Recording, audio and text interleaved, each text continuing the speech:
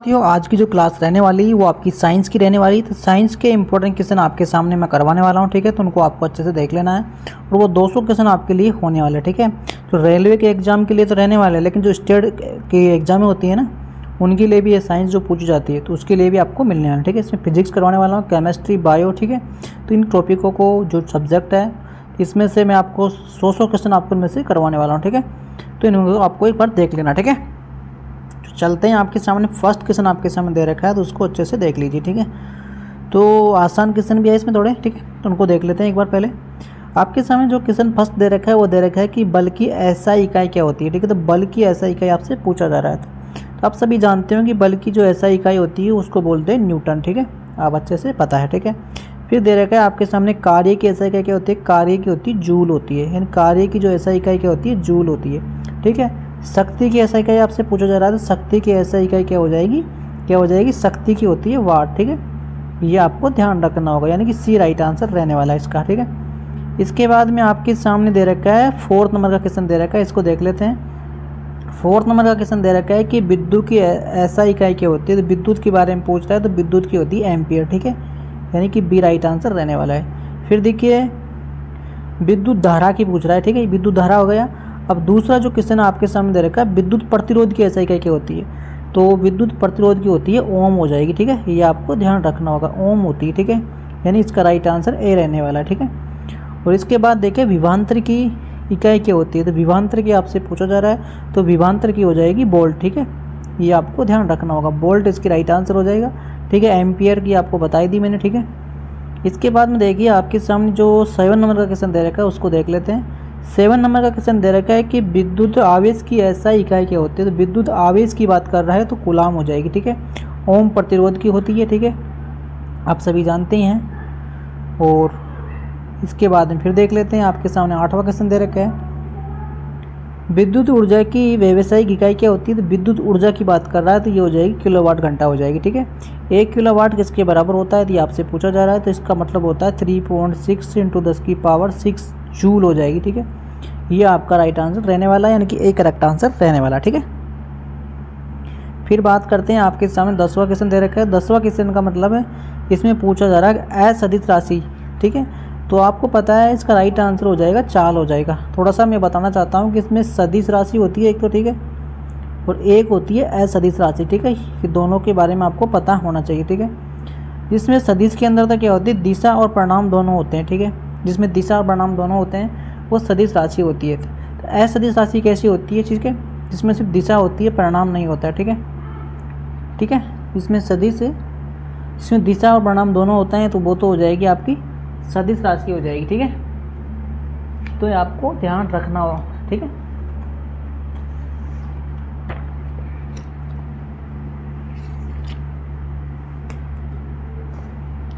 इसके बाद में आपके सामने जो क्वेश्चन दे रखा है 11वां क्वेश्चन दे रखा है वेग किस प्रकार की राशि है। तो वेग हो जाएगी आपकी सदिश राशि होती है, ठीक है।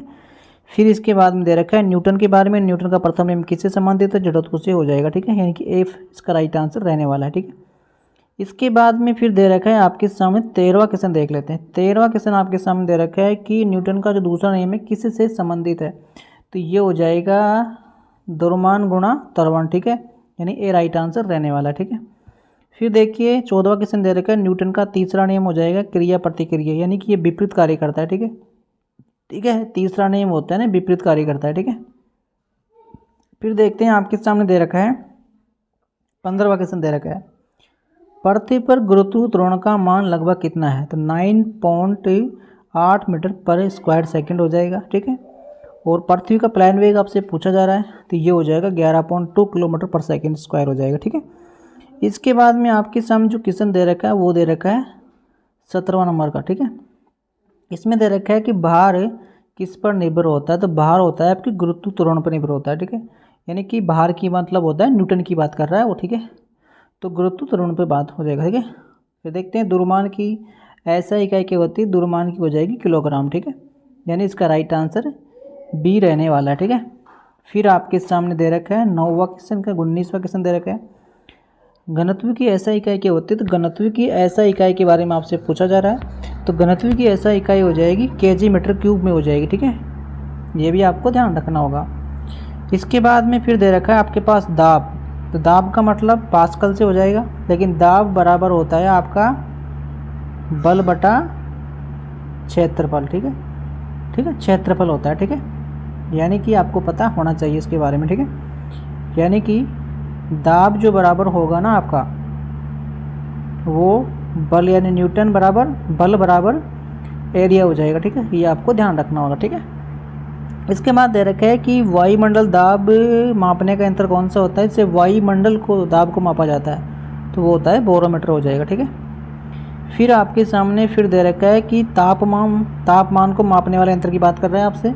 तो तापमान आप सभी जानते हैं थर्मामीटर से मापा जाता है। ठीक है, इसके बाद में फिर देखिए विद्युत धारा मापन यंत्र कौन सा होता है, तो विद्युत धारा हो जाएगा एम्पियर। ठीक है, एमीटर हो जाएगा। ठीक है, और जो गैलोनोमीटर होता है ना, ये विद्युत धारा का पता लगाया जाता है कि इसके अंदर विद्युत धारा है या नहीं है। ठीक है, और विभवांतर मापन यंत्र कौन सा होता है, विभवांतर हो जाएगा वोल्टमीटर। ठीक है, ये भी ध्यान रखना होगा। ठीक है, फिर देखते हैं आपके सामने दे रखा है ओम का नियम की बात कर रहा है ये। तो ओम का नियम बराबर होता है ये ऑप्शन, यानी कि ए राइट आंसर हो जाएगा। विद्युत शक्ति के बारे में आपसे पूछा जा रहा है, तो विद्युत शक्ति का सूत्र क्या होता है, तो विद्युत शक्ति का हो जाएगा ए ऑप्शन हो जाएगा। ठीक है, यानी पावर बराबर हो जाएगा V गुणा I। ठीक है, ये हो जाएगा आपका विद्युत शक्ति का सूत्र हो जाएगा। ठीक है,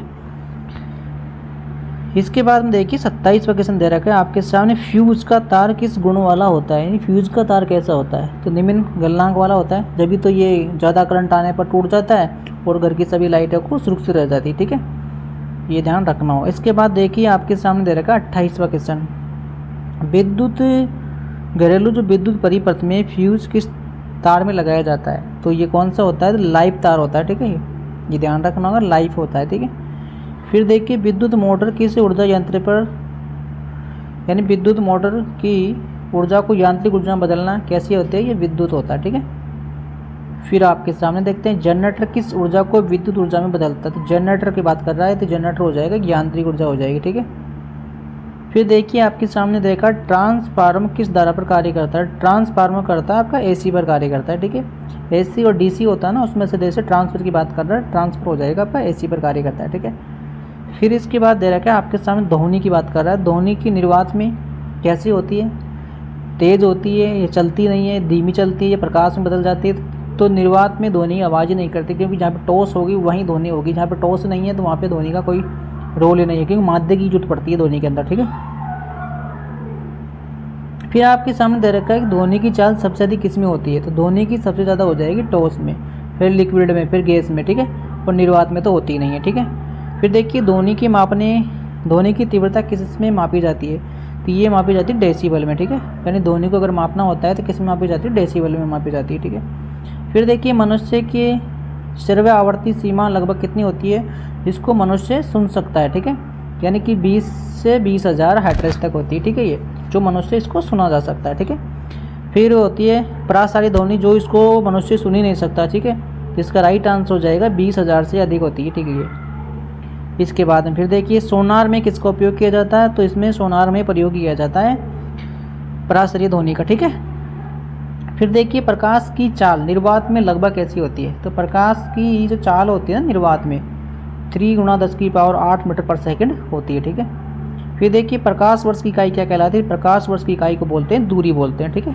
यानी डिस्टेंस। ठीक है, समतल दर्पण में प्रतिबिंब कैसा बनता है, तो समतल की बात कर रहा है, तो समतल हो जाएगा आभासी हो जाएगा। ठीक है, यानी समतल दर्पण में जो प्रतिबिंब बनेगा वो कैसा बनेगा, आभासी बनेगा। ठीक है, इसके बाद देखिए दांत चिकित्सा में किस दर्पण का उपयोग किया जाता है, तो दांत में लिए आपके लिए यूज लिया जाएगा अवतल दर्पण का यूज लिया जाता है। ठीक है, अवतल का यूज लिया जाता है, जो डॉक्टर जो दांत की चेकिंग करते हैं ना, तो वो अवतल दर्पण से ही करते हैं। ठीक है, और वाहनों के पीछे के दृश्य को देखने के लिए कौन सा दर्पण यूज लिया जाता है, तो वाहनों में लिया जाता है उत्तल का। ठीक है, उत्तल की बात होती है। ठीक है, और निकटवर्ती दृष्टि दोष में किस लेंस से ठीक किया जा सकता है, तो निकटवर्ती दृष्टि दोष हो जाएगा आपके सामने अवतल की बात हो जाएगी। ठीक है, और दूरी दृष्टि के लिए हो जाएगा आपके लिए उत्तल के हो जाएगी। ठीक है, उत्तल लेंस का उपयोग किया जाता है। ठीक है, इंद्रधनुष होता है किस घटना के कारण होता है, अगर इंद्रधनुष होगा तो किसके कारण होगा, प्रकाश का विक्षेपण के कारण होता है। ठीक है, ये क्वेश्चन एग्जाम में पूछा गया, अभी रूडी में पूछा था। ठीक है, फिर देखिए आकाश नीला क्यों दिख रहा है, ये क्वेश्चन भी एग्जाम में पूछा गया था, इसी बार पूछा गया है, अभी जो एग्जाम हो रही है उनमें पूछा गया था। ठीक है,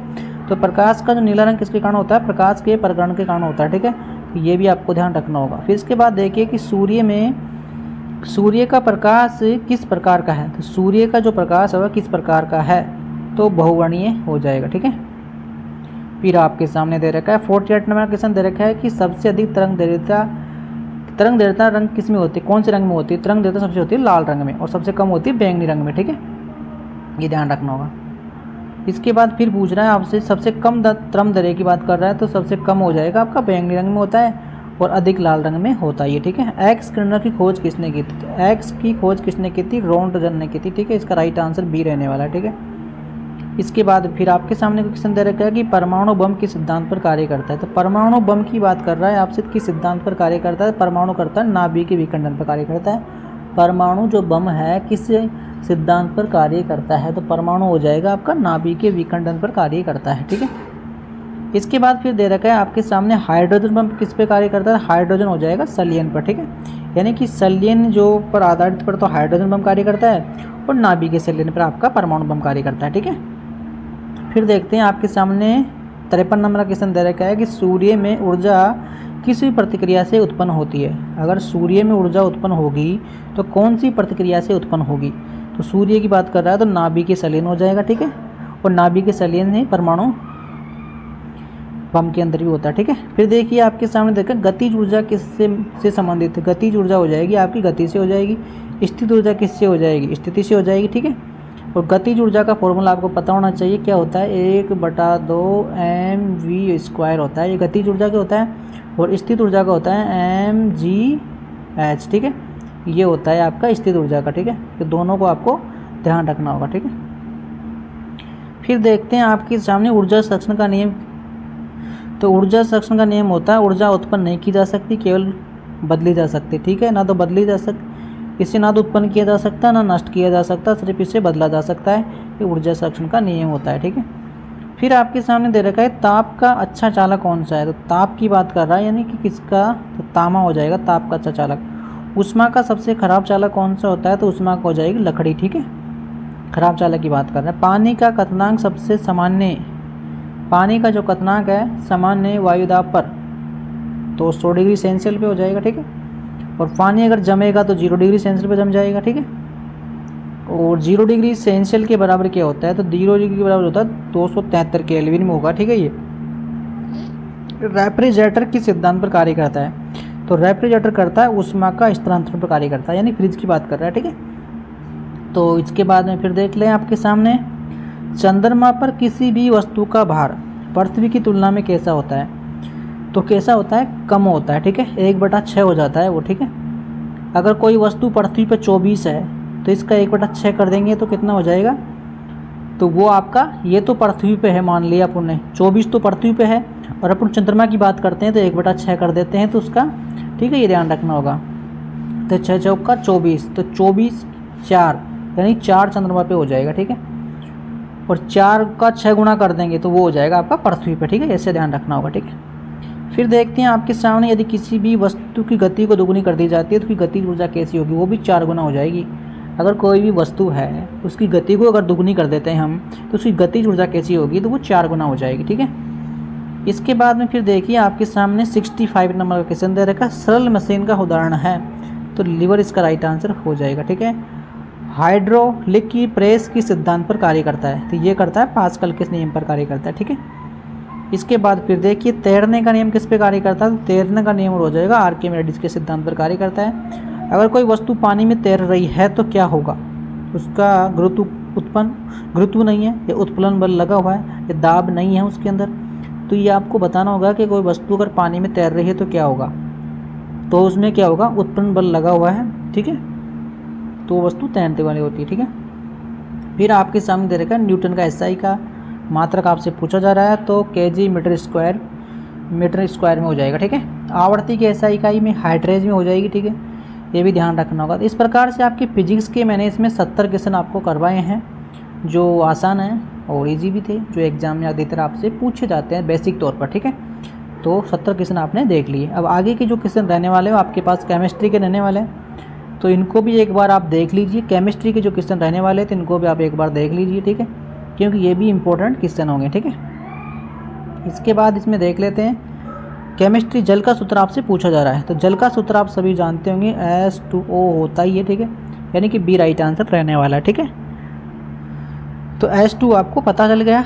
और अगर कार्बन डाइऑक्साइड की बात करेगा तो क्या हो जाएगा आपका CO2 हो जाएगा, ठीक है। तो ये भी आपसे पूछा जा रहा है, ठीक है। तो कार्बन डाइऑक्साइड का भी हो गया, जल का भी हो गया, ठीक है। इसके बाद हम फिर देखते हैं ऑक्सीजन की बात कर रहा है कि ऑक्सीजन का परमाणु क्रमांक कितना होता है। तो ऑक्सीजन का जो परमाणु क्रमांक होता है वो 8 होता है, ठीक है, ये ध्यान रखना होगा। ऑक्सीजन का जो परमाणु क्रमांक होता है O2 होता है ऑक्सीजन का मतलब, ठीक है। तो इसका परमाणु क्रमांक कितना हो जाएगा, 8 हो जाएगा, ठीक है। हाइड्रोजन की बात कर रहा है तो हाइड्रोजन का हो जाएगा आपका 1 हो जाएगा, ठीक है, हाइड्रोजन का हो जाएगा 1, ठीक है।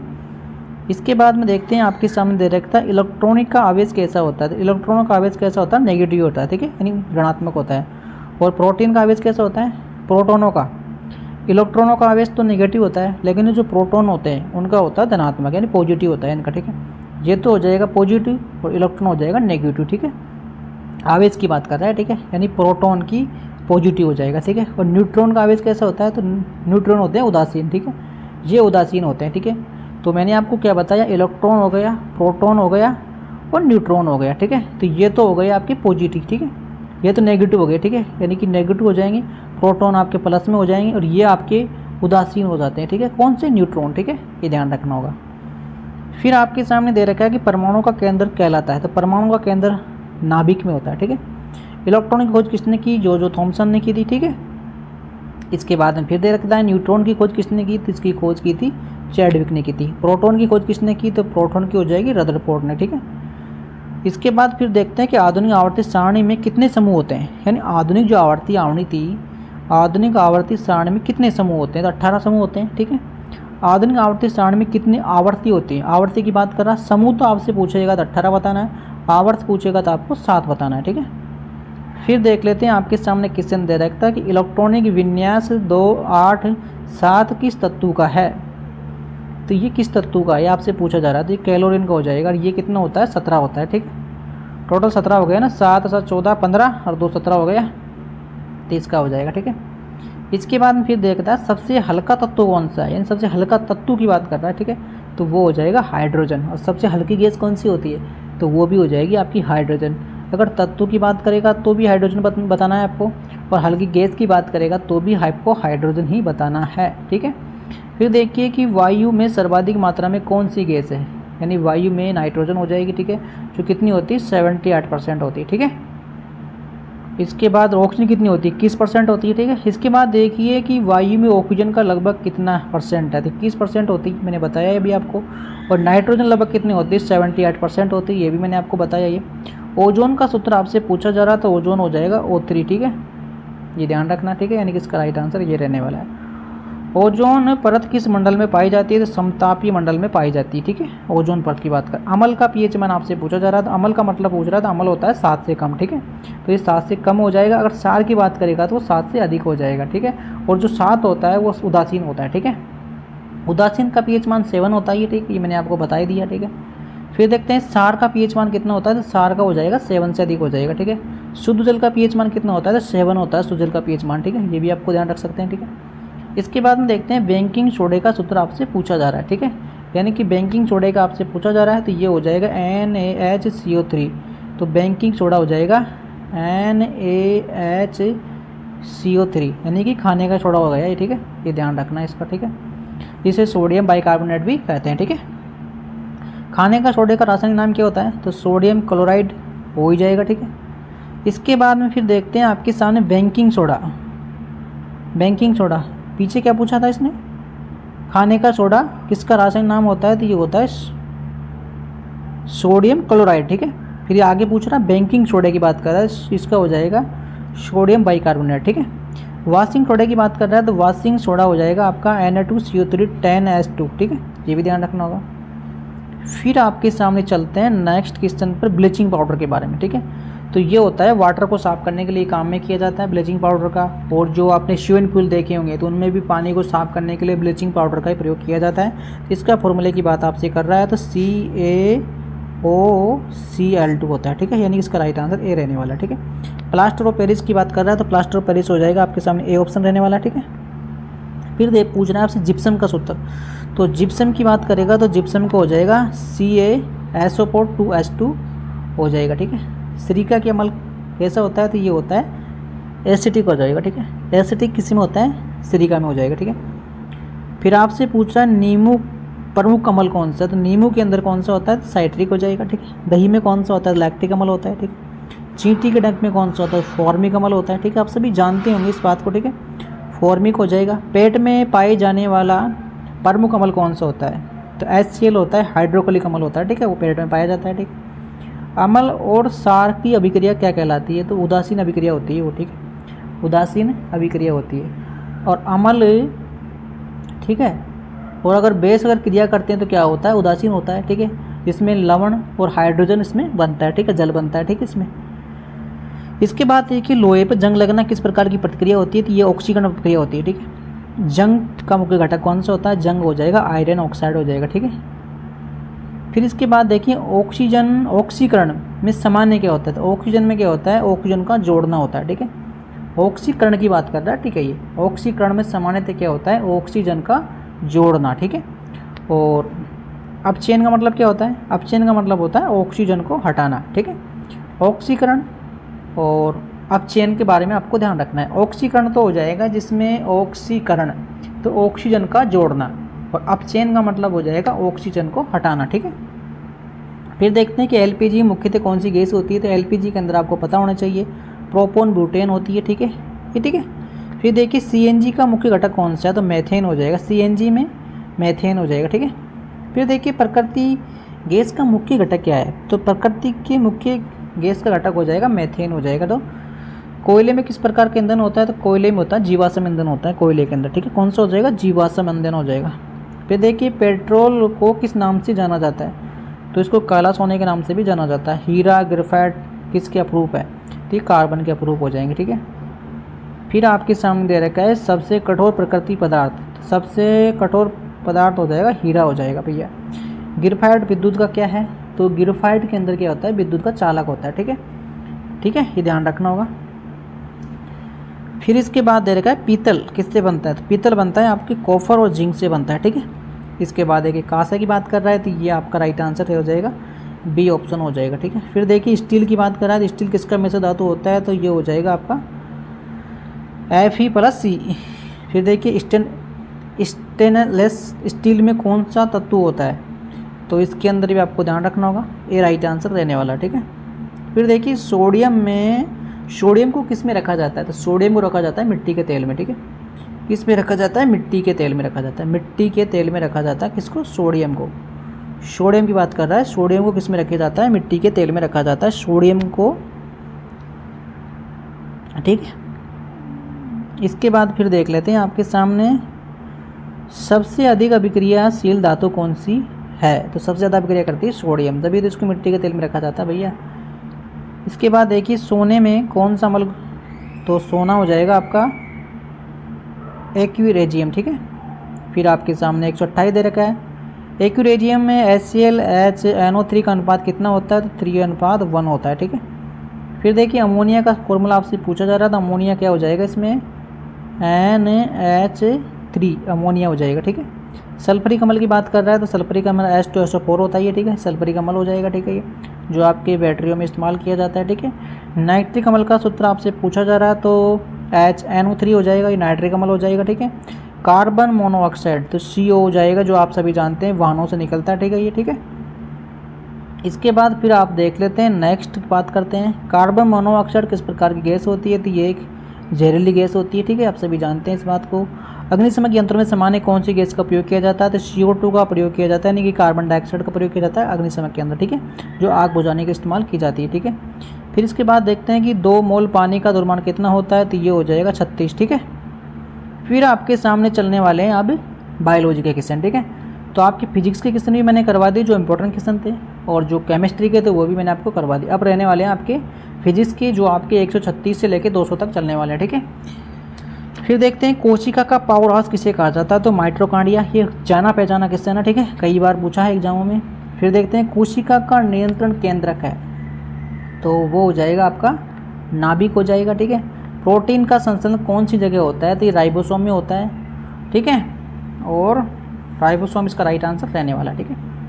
इसके बाद में फिर दे रखा है कोशिका के बारे में दे रखा है, तो ये हो जाएगा लाइसोसोम इसका राइट आंसर। फिर देखते हैं पौधे में प्रकाश संश्लेषण किस से होता है, तो पौधे में जो प्रकाश संश्लेषण होता है किससे होता है, इसे पूछा जा रहा है। तो क्लोरोप्लास्ट से होता है, ठीक है, जब अपना भोजन भी ग्रहण करते हैं, ठीक है। ये प्रकाश संश्लेषण में कौन सी गैस प्रयुक्त होती है, प्रकाश संश्लेषण में होती है CO2, ठीक है।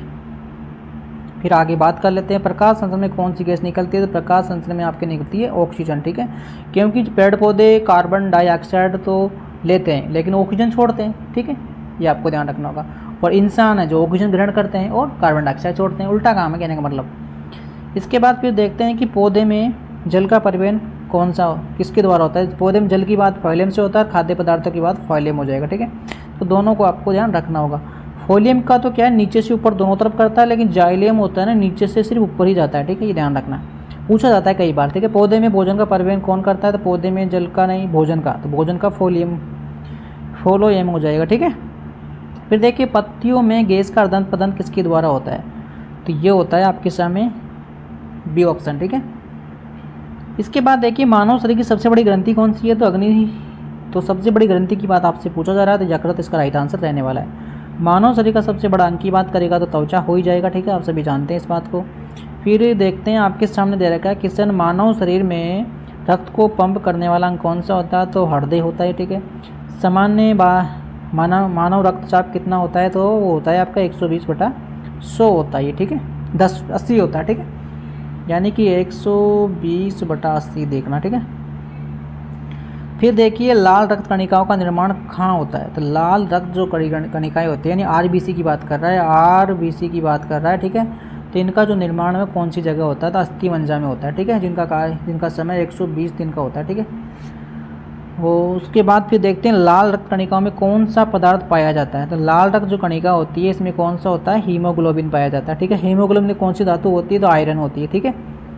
फिर इसके बाद आपसे पूछा जा रहा है कि RBC का जो जीवन काल है वो कितना होता है, RBC का 120 दिन का होता है। RBC का कब्रिस्तान किसे कहा जाता है, तो प्लीहे को कहा जाता है, ठीक है। इसके बाद में फिर आपसे फिर पूछा जा रहा है रक्त का जो लाल रंग का भाग क्या कहलाता है, तो उसको बोलते हैं प्लाज्मा, जो 55% होता है ये, ठीक है। इसके बाद फिर बात करते हैं आपके सामने रक्त का थक्का जमने में कौन सा सहायक होता है, अगर रक्त का थक्का जमाने में सहायक होते हैं प्लेटेस्ट होती है, ठीक है। RBC 120 दिन का हो गया, इसका WBC का तो 3 से 4 दिन हो गया, ठीक है।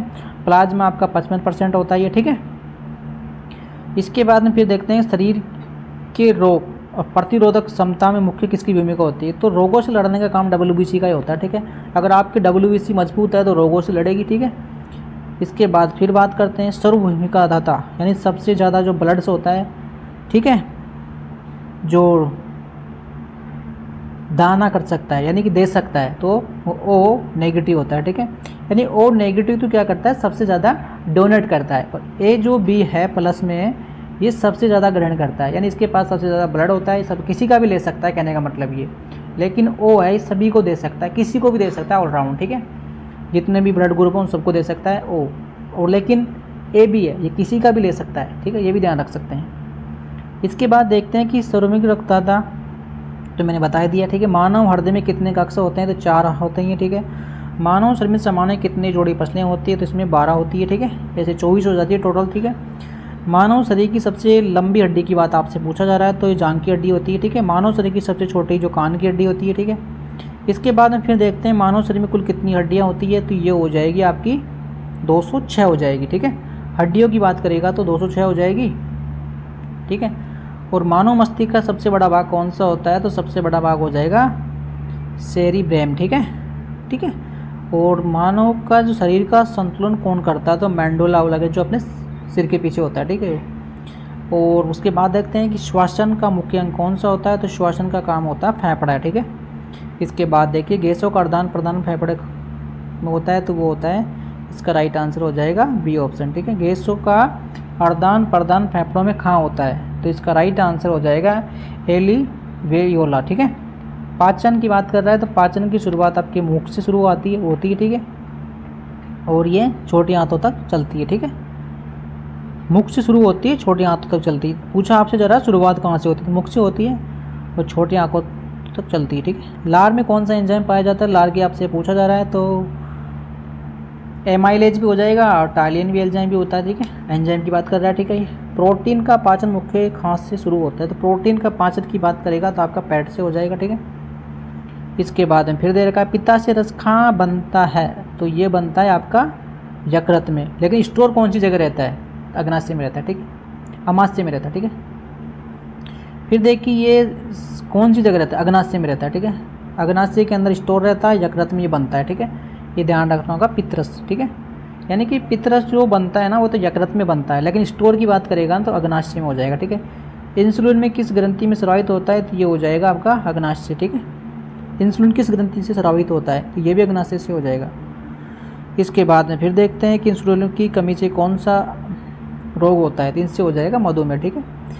थायरॉक्सिन हार्मोन किस ग्रंथि से निकलता है, तो ये थायराइड ग्रंथि से निकलता है, ठीक है। आयोडीन की कमी से कौन सा रोग होता है, तो आप सभी जानते ही होंगे, ठीक है, ये राइट आंसर हो जाएगा। विटामिन ए की कमी से कौन सा होता है, रतौंधी होता है ये, ठीक है। फिर आपके सामने देखते हैं विटामिन B1 की कमी से कौन सा होता है, तो B1 हो जाएगा बेरी हो जाएगा। विटामिन सी की कमी से कौन सा होता है, तो ये हो जाएगा स्क्रबी, ठीक है, जो आंवला इसका सबसे अच्छा स्रोत है, ठीक है। विटामिन डी आप सभी जानते हैं, ये इसका राइट आंसर ए होने वाला है। विटामिन के ये रक्त का थक्का जमाने में काम आती है, ठीक है। विटामिन डी तो ये होता है सूर्य से प्राप्त होती है, ठीक है, ये सभी जानते हैं आप इनको, ठीक है। विटामिन सी की बात करेगा तो वो हो जाएगा आपके सामने, विटामिन सी की बात करेगा तो कैल्सोफेरॉल क्या है, इसका राइट आंसर हो जाएगा एस्कर्बी कमल, ठीक है।